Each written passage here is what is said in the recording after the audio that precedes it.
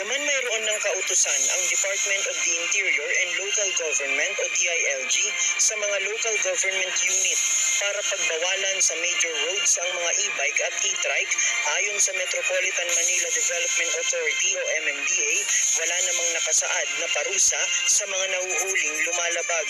Kaya naman napagkasunduan na magpasa ng resolusyon ang Metro Manila Council para sa pagpapataw ng parusa sa mga e-trike at e-bike riders na dadaan sa major roads o national highways.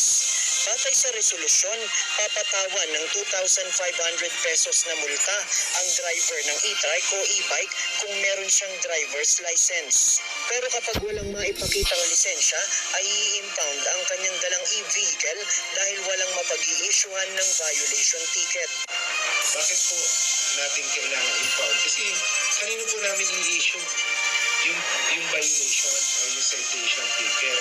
Wala pong rehistro yung e-bike o e-trike. At ganoon din po kung walang lisensya, kanino po namin ipapangalan yung penalty. Kasama sa mga kalsada na ipagbabawal ang e-bike at e-trike ang C1 hanggang C6 road. Gayon din ang radial roads at iba pang major highways sa Metro Manila.